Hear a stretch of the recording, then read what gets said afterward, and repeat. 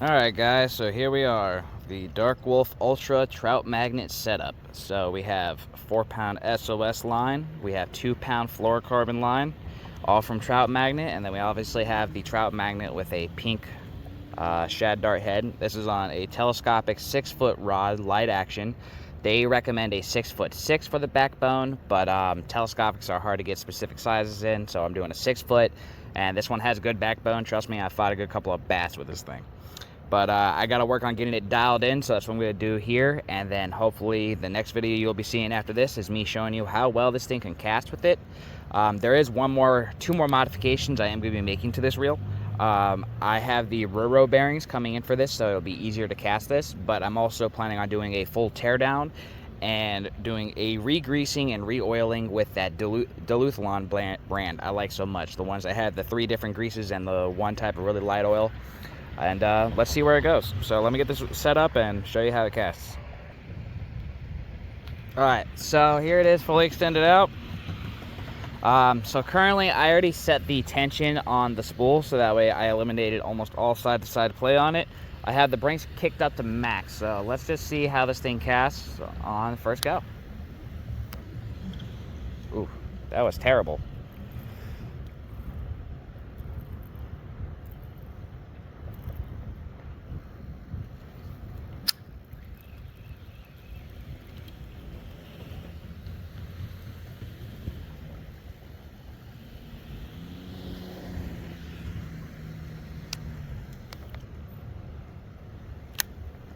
Only about 5 yards. That's not too terrible. But the spooling is going to be an issue.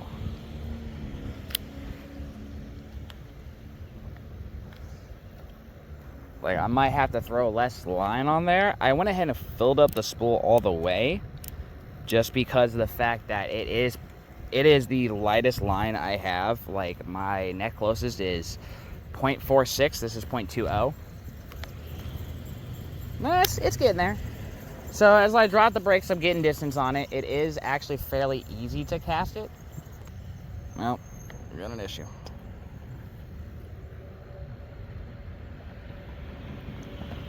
How'd you do that?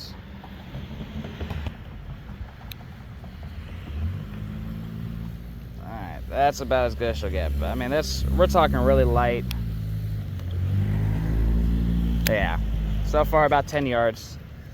Not getting any difference in casting distance so far, using lighter line. But, you know, as I usually have to dial my arc down to halfway to start seeing some distance. So let's see. But it could also be I just have too much line on this. Yeah, I'm thinking what the issue is I have too much line on it. I need to take half of it off. Because it's just...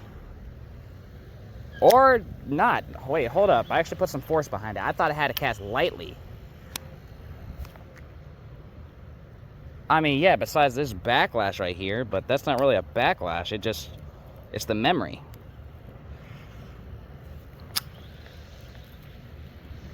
But no, that got more distance than my arc. Guys, this might be the setup. I just need to be more confident in my casting, it looks like. So let's go down a little more. Let's go halfway on 3. Now, full backlash. Well, it just, the line just shot up, so.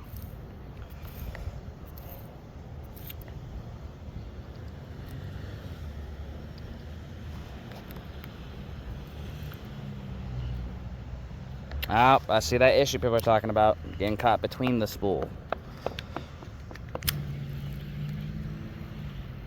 Alright, so it's looking like my 2 biggest challenges for this is going to be casting, but that's not really the issue, because like I've shown, I might just have to take off half the line off of here, because I do have it filled almost all the way, just because, again, it is very thin line, so being it's not going to be as heavy as braid, that's twice the thickness. I figured since I only fill my spools halfway, I can go full way with this thin line. Maybe that is the case, maybe it's not. We'll keep testing, but I'm pretty sure once I get the Roro bearings in, this will not be an issue at all. The other thing is that being that it's mono, it's trying to stick to that old memory of it. that it has. And that looks like that'll be another issue we'll have to deal with. But I might have to go ahead and strip some line off because it got kinked earlier over here. So I think what I'm going to do next is I'm going to actually soak the spool in warm water to get the memory to go away, and then when it cools down, hopefully we should see a nice tight wrapping around the spool then. I took the spool out and I just dropped it in a cup of hot water so the memory would go away on this thing, and then once it cools off, the memory rebinds to the spool. So now I shouldn't be seeing as much backlashing with this mono. So we'll find out. I'm gonna do some more casting and then maybe go to the water again a bit today, but looking kind of like it's gonna rain. So yeah, we'll see. All right, guys, so I'm back again, and I want to explain to y'all that I did have to take out half the line here because it helped reduce the weight of the reel. So it allowed me to cast the trout magnet better. So you only need to put about 50 meters of line on here to actually get the effect to cast this thing on a bait caster. So I just have the jig by itself. I should be using a float with it, which I probably will here in a second, but I'm just doing a couple of test casts again just to show y'all that this is actually not as bad as it seems. Then that using a bait caster, a BFS ultralight light bait caster designed for, you know, throwing these kind of lures is a viable option.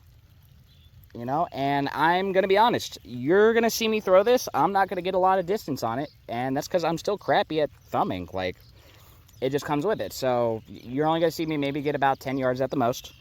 That's fine for me because I'm still learning how to thumb on a bait caster. So don't take this as like, oh, well, you can't do trout magnet. No, that's because of my own skill. So let me show y'all. Yeah, see, like it went nowhere there. Almost got a backlash. But that's because, again, I'm having to get the cast right. That was a little bit better. But you don't need to do a hard cast at all. And yes, it's raining out, which is fine.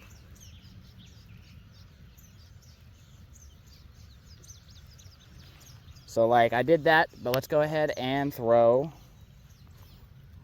a bobber on there. Now, another thing I want to show y'all is that beforehand, with all the weight that I had on the reel, keeping the tension the same and the brakes the same on here, if I pressed the thumb bar beforehand, this would not fall. But now it is falling slightly. But that probably means also that my spool is still too heavy, so I might need to strip more line off yet again. We will find out. It's just practice makes perfect. Remember, this is called budget fishing support. It's about teaching y'all and also showing you that there are good combos without having to break the bank. All right, so I got the bobber. I'm going with chartreuse just because of the fact I am red-green colorblind, which kind of sucks because, yeah, guess what happens to be Leland Lure's most used colors? Red and green. So kind of sucks, but, you know, you learn to just live with it. All right, we're only going to do maybe about a foot off. Crimp it down by popping that peg in. All right. So let's see if I can get an overhand cast. Look at that. Look at that. Easily.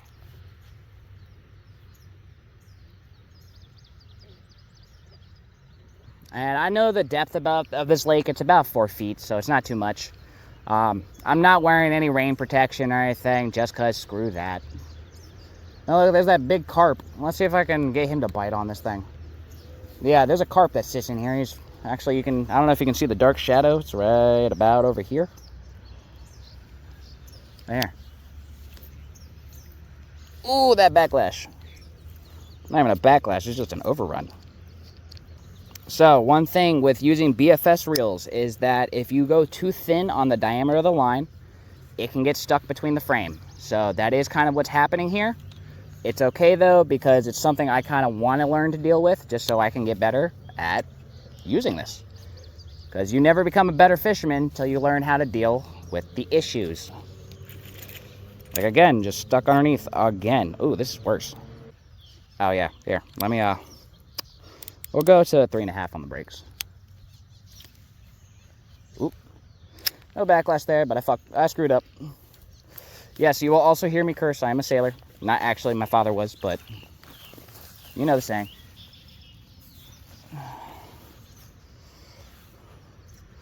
And I do have a scent, but I'm not going to use it just because, again, this is about teaching y'all. And I don't want to, you know, cheat by using a scent to get a catch.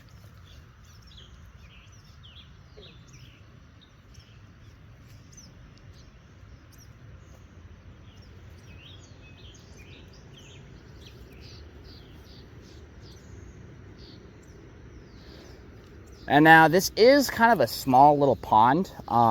Some people have asked me what's in here before when I come here. There is a few baby bass, maybe a 1 or 2 pound bass, but yeah, there's black crappie in here, bluegill. I think I caught a pumpkin seed here before. There was a brown trout in here at one point, and I almost caught it. It would have been my first trout ever, and sadly not the case. It seems like they're on the shallower side right now. I'm not that deep. Because this is right here in the middle here is about 5 feet. And I only have about a foot down. I can probably set it for lower, but I'm also realizing with the trout magnets, the lighter the cast, the better.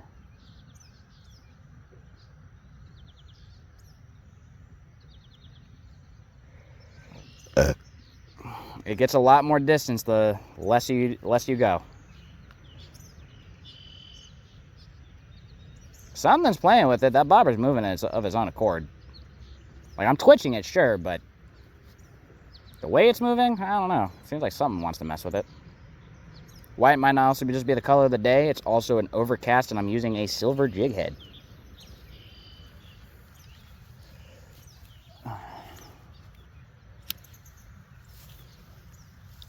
Yeah, it's only about 10 yards, but, you know, again, I'm still bad at feathering. I also have never used mono on a bait caster before. I've been strictly braid, so feathering it feels weird compared to using braid.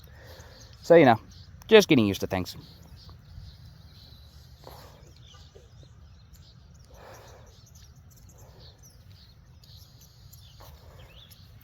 And this is a 6-foot light rod. It is rated 2 to 8 grams on the lures, so I figure that I should be fine with a 1 gram lure. Probably would be better to use something else, but that's fine.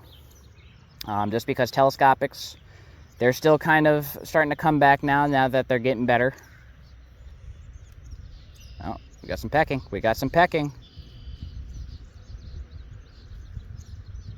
But, you know, we still don't have a lot of them being, like, really whippy and stuff. We don't have ones in all the degrees. Like, I don't think there's a light rod out there that costs less than $150 that's, you know, a telescopic that will cast 1/32 reliably.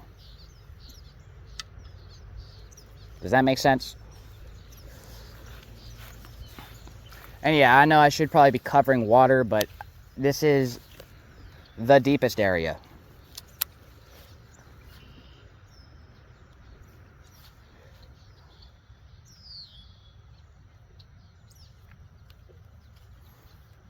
Because, yeah, like, once you get it out there, it's no issue. Like, you see the bobber. You see my dark wolf. There's no issue, and then you just give it a few little twitches. Reel up the slack. And, you know, yeah, these things catch panfish, they catch bass, they catch a lot of things. That's why I really like it so much. See, I popped it just as something was starting to nibble.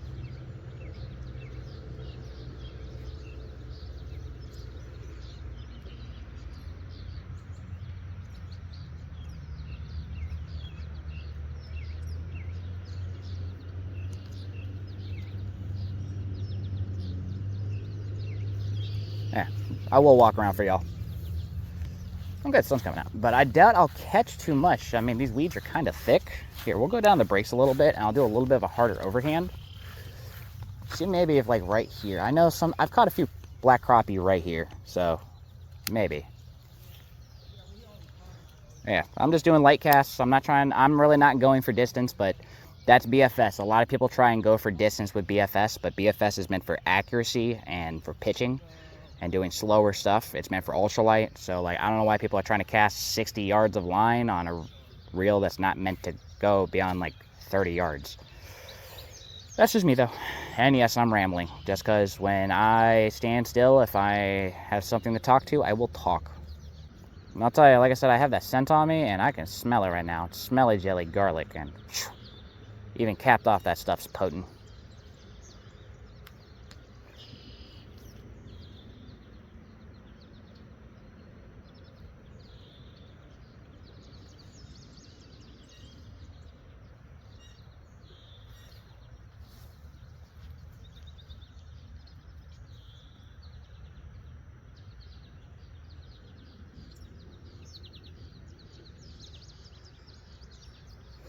Here, we'll lower it a bit.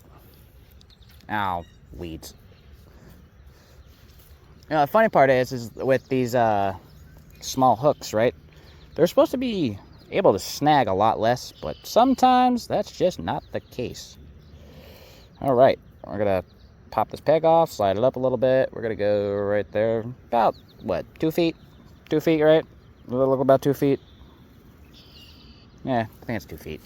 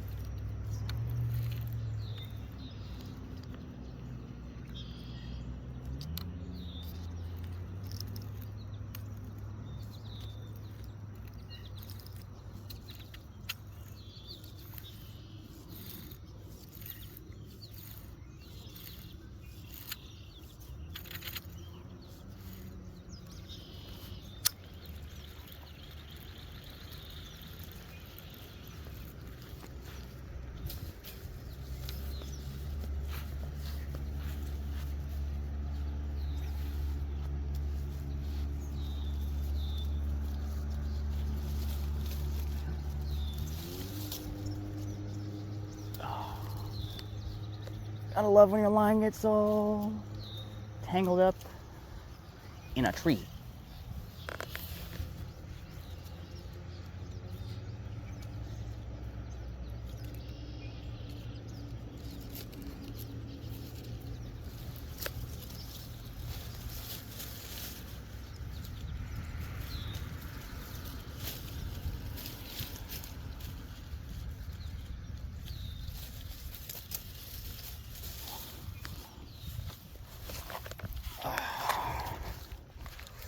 All right, take two.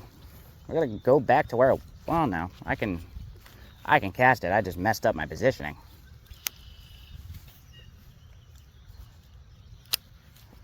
There, brought it a little lower, see what happens. We'll drop the depth on it. After this, I'm gonna walk over to my left, back to where I was, and I'm gonna do one more cast and then get out of here.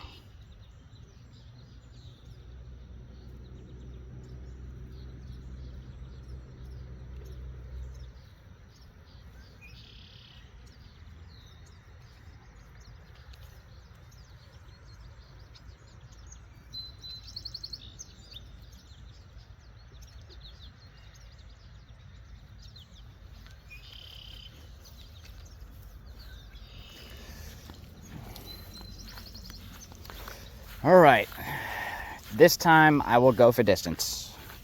It's gonna make me backlash like a motherfucker, but hey, it's what y'all want to see. Screw it. Gotta have fun. Yep. Overrun the crap out that spool.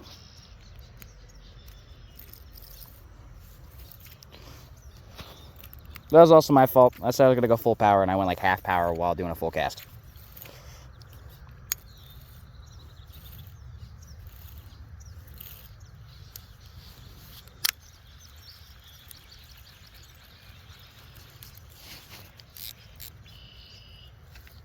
I was about to say, no way. And then it was just weeds. Yeah, I know bluegill were spawning right over here earlier this year. I actually watched them. It was really cool to see actually like bluegill spawning. So I don't think that's something a lot of people get to see too regularly.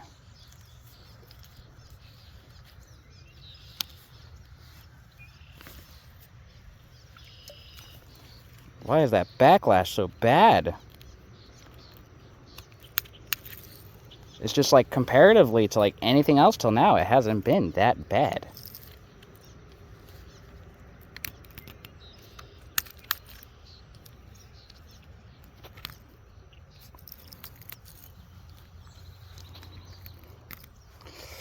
This is also why I might just go back to using 6-pound braid. That's the thing, until we get to the point where we can put 4-pound mono on bait casters or 4-pound braid. Yeah, I might be forced to have to move over to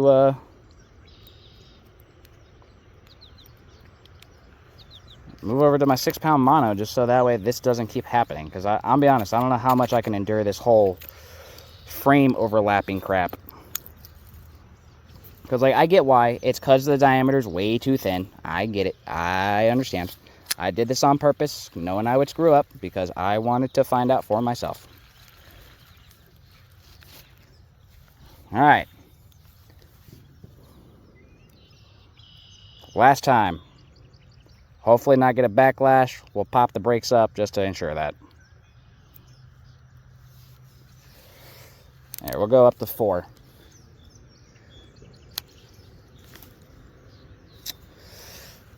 I gotta overhand cast with this, or else it's just gonna keep smacking into stuff. Yeah, that's one thing I'll tell you to. I'm not even gonna bother. Matter of fact, as I said, I am gonna be running the Dark Wolf Ultra with 4-pound mono and 2-pound fluoro. So, I might stick to that, but honestly, I might not. So the issue comes with the mono. It's such a thin diameter, if I backlash, it gets caught between the spool and the frame. The arc is designed a little better with having like curvature over on the spool. So we'll see how it goes. But for now, I want you guys to keep an open mindset that I'm running the Dark Wolf with an ultralight setup. If this mono keeps bugging me, I might swap it out from 4-pound mono to 6-pound braid. And then when we're done with the series, I might revisit, like do a day 8 and revisit with the arc, but with the 4-pound mono, because I think it'll do better on here. Just want to give you guys that heads up. So for right now, you'll be looking at this as my trout magnet setup. You might see this swap over to braid, and then later on I might do this, but for right now I'm going to try my best to keep my baby put away. I love this reel, and we'll stick to using this. So we'll see.